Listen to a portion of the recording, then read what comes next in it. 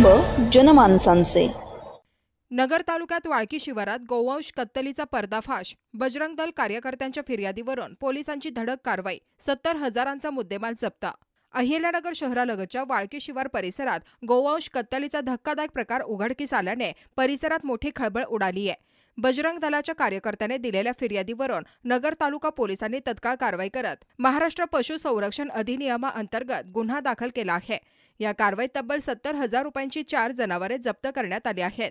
पोलिसांकडून मिळालेल्या माहितीनुसार 18 मे 2026 रोजी पहाटे 4:30 वाजेच्या सुमारास वाळकी शिवार येथील पाण्याच्या टाकीजवळ असलेल्या बंद हॉटेल परिसरात काही जण गोवंश कत्तलीचा प्रकार करत असल्याची माहिती बजरंग दलाच्या कार्यकर्त्यांना मिळाली होती। त्यानंतर संबंधित कार्यकर्त्याने तत्काळ पोलीस ठाण्यात धाव घेत फिर्याद दाखल केली।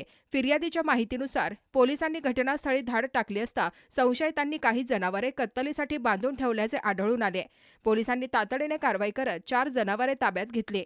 जप्त करण्यात आलेल्या जनावरांची एकूण किंमत सुमारे 70,000 रुपये असल्याचे पोलिसांनी सांगितले। दरम्यान अहिल्यानगर शहरासह जिल्ह्यात गो तस्करी आणि गोवंश कत्तल खपवून घेतली जाणार नाही अशा तस्करांविरोधात बजरंग दलाच्या वतीने यापुढील काळात अधिक कठोर पावले उचलली जातील असा इशारा बजरंग दलाचे सोमनाथ चितळकर यांनी दिला। अहिल्यानगर शहरातील महत्त्वपूर्ण अपडेट जाणून घेण्यासाठी नगर न्यूज 24 या YouTube चॅनलला सबस्क्राइब करा।